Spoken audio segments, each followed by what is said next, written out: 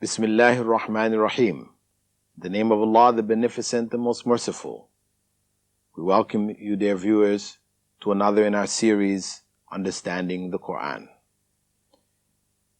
in which we are looking at the interpretation of the 67th chapter of the Quran, Surah al-Mulk, the Dominion. And in this segment, we are completing the 5th verse, and following it, we will go on to the 6th.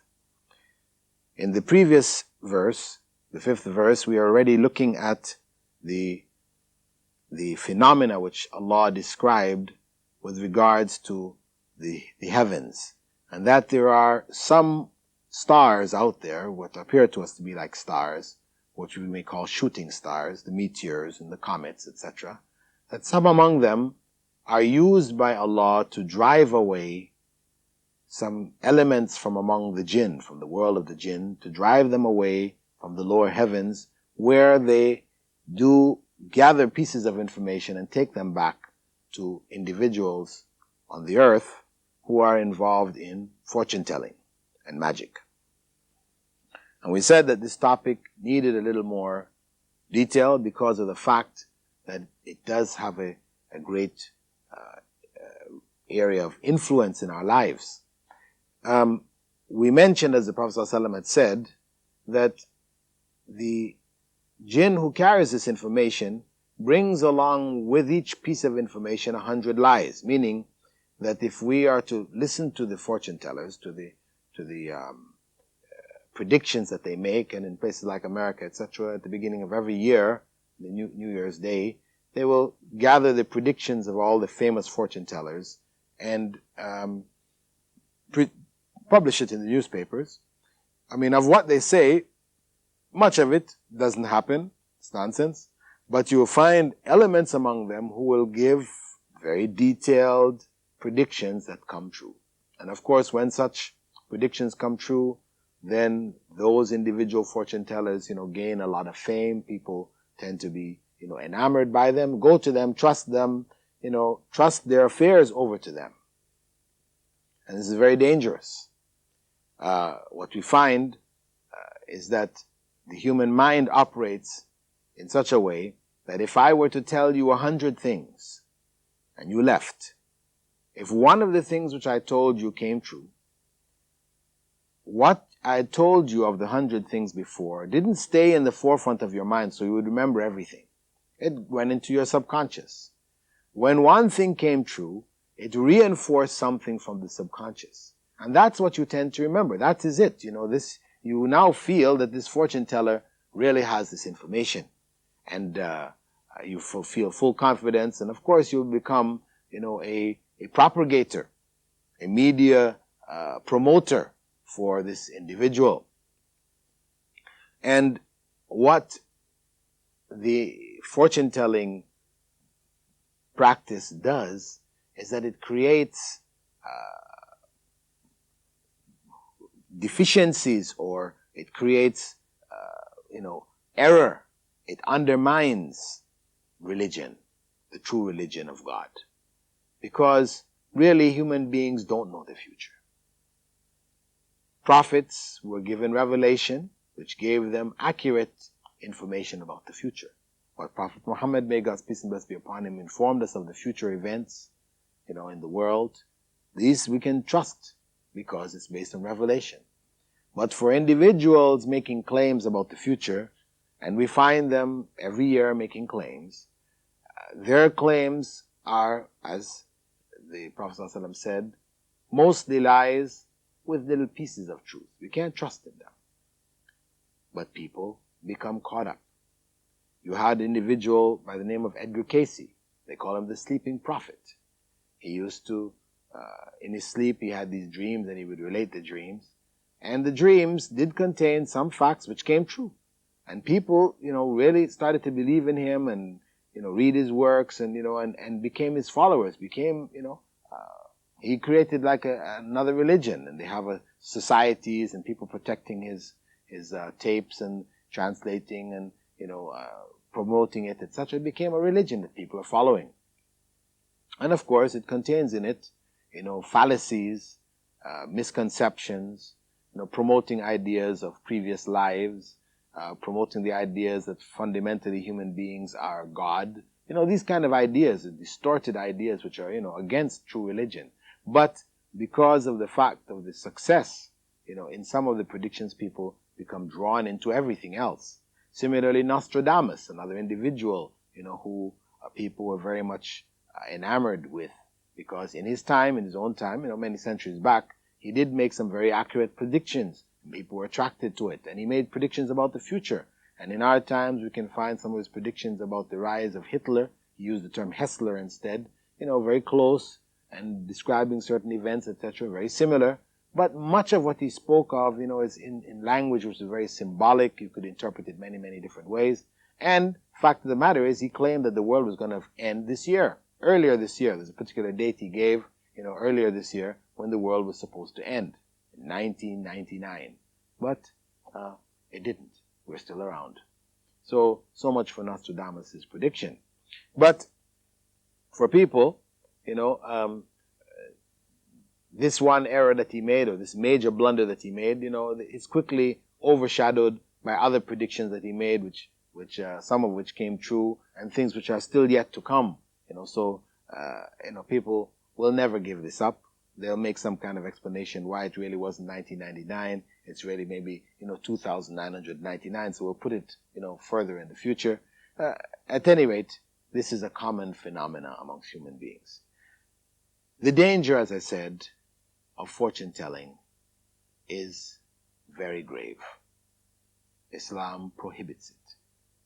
In the next verse, we find Allah addressing those who would seek this kind of information. Allah says there,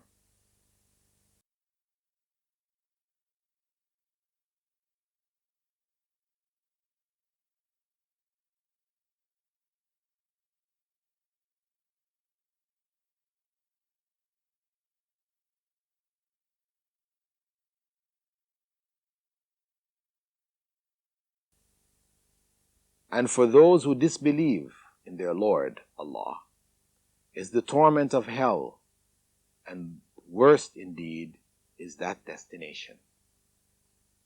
Allah warns that those who involve themselves in fortune telling, taking this information, seeking it, going after it, that ultimately in it is disbelief, and hellfire and torment is the consequence. This is very important because Prophet Muhammad ﷺ had warned even those who would seek out fortune tellers out of curiosity to beware, stay away from them. He said, the salah of whoever approaches a fortune teller and asks him about anything will not be accepted for 40 days and nights. Prayers are not accepted for 40 days and nights for a person who just goes to a fortune teller out of curiosity, not really believing in them, but they just go and ask them, just to hear what they're going to say.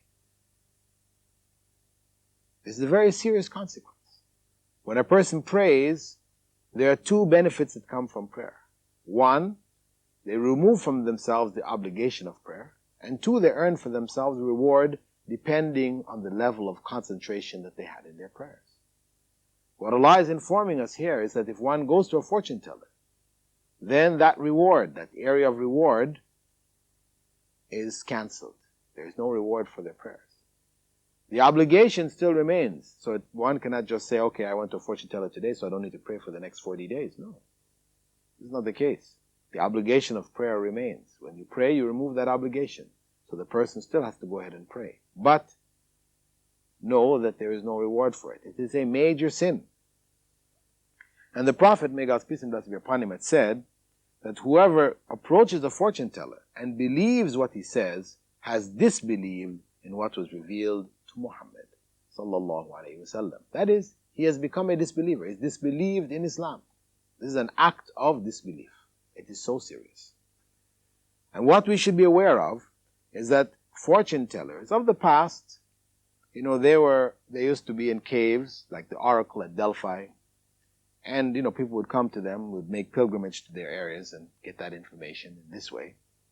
Later on, as cities grew, etc., fortune tellers would have little spots in the city, or there may be gypsies traveling through with caravans from town to town, and you'd have people with their little crystal balls, etc., explaining things. In modern times, the fortune teller has found a new means of propagating his or her trade, and that is the newspaper and the magazines. And it is found in the columns of the astrological signs, the zodiac, signs of the zodiac. So when people want to know, what are their signs, and they go looking up what is the fortune teller telling us about today, because that's what it is. The astrologer is a fortune teller. Astrology is a part of fortune telling. They will tell you today is a good day to do this and not to do that, and these kind of things. Or they'll tell you about your personality. They'll say, because you're born on this date, so and so, you have this kind of personality. And what are they telling you? That this personality doesn't get along with another personality. So they're telling you that if, for example, you want to marry somebody and they belong to this other sign, then your marriage will not succeed. They're telling you the future. They're telling you what's going to take place. And of course, that knowledge is only known to Allah. So we have to be very much aware that, fortune telling in this form, the form of astrology, is very much amongst us. And it is prohibited. As Muslims, we have to be very careful. So, if you open the newspaper and you come across it, you just keep on. You just keep on. You don't look. You've seen it, your eyes seen it, and you're not held accountable for that. But when you go back, you're curious, you want to go and see, this is when you become accountable, and in the same way, if one opens the newspaper and there's anything objectionable in it, you're obliged to look away from it and carry on reading in other parts of the newspaper.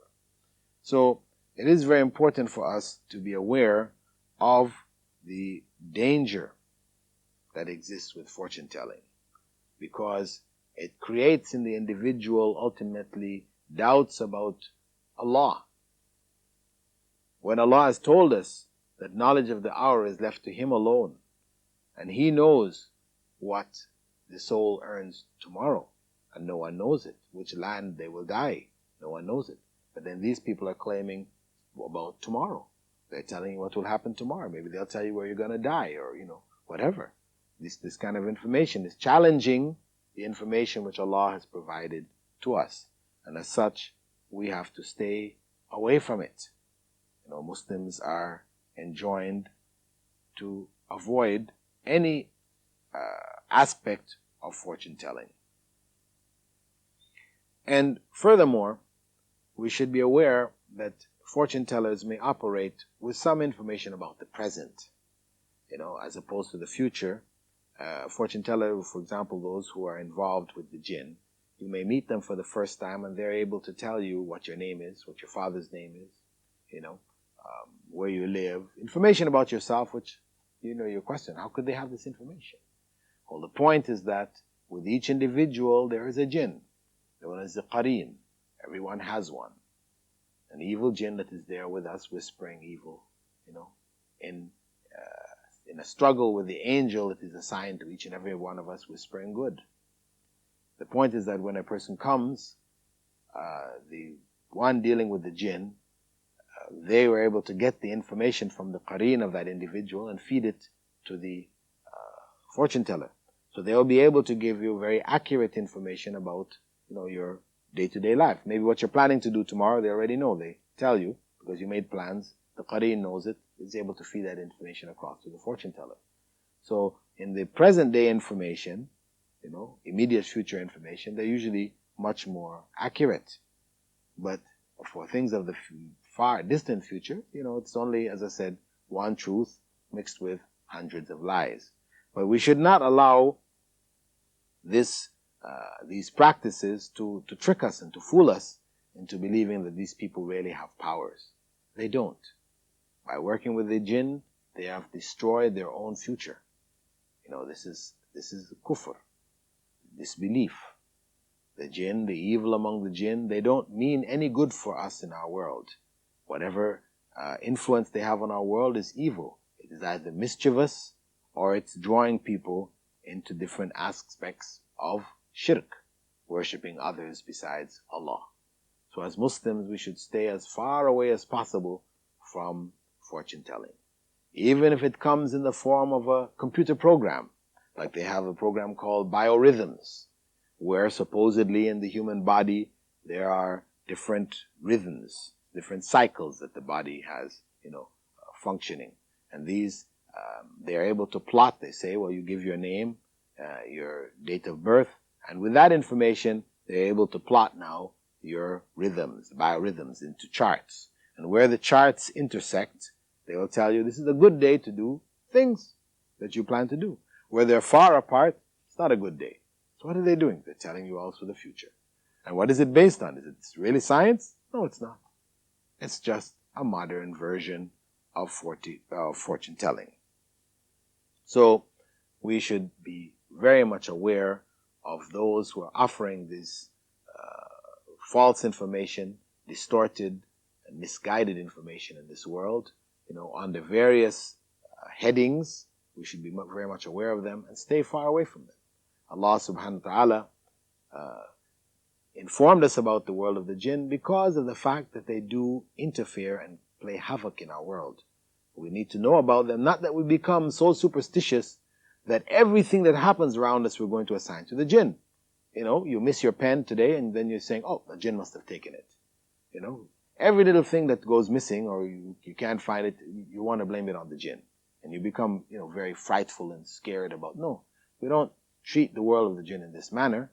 But at the same time, we don't go to the other extreme and say, oh, this is all folk stories, it's just like the goblins and the witches and, this is all nonsense. No. If it were not serious and important, God would not have assigned a chapter of the Quran which is known as Surah al-Jinn.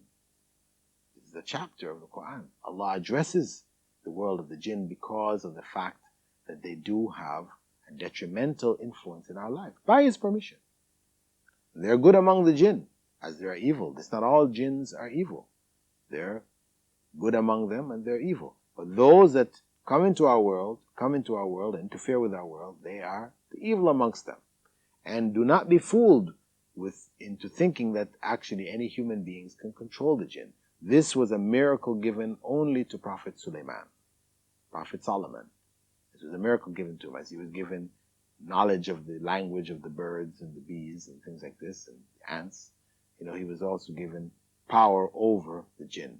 No other prophet was given that power. This was special to him, and no other human being is going to have that power. So a person who might tell you, well, listen, I have this jinn who's a good jinn doing this for me, doing that for me.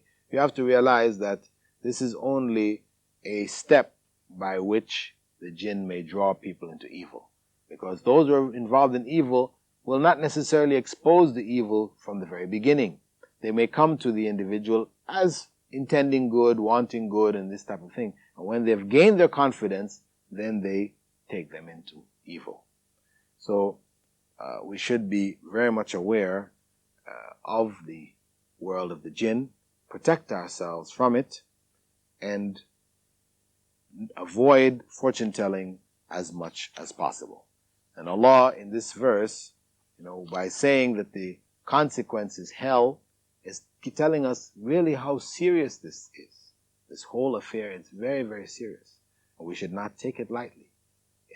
It's very common for us to allow our children, for example, to play around with these things. Astrology, to keep their signs, whether wearing things on necklaces or rings or whatever, and looking these things up. We need to take this very seriously. It is serious in the Quran. It is serious in the Sunnah. Prophet Muhammad ﷺ had even prescribed death for those caught practicing fortune telling. So this Islam takes it very serious. It's a major crime against society. It's not something very small. So with that, dear viewers, I hope that you would reflect on this issue, the issue of fortune telling, and protect yourselves from it in all the ways that you can. Assalamu alaikum wa rahmatullahi wa barakatuh.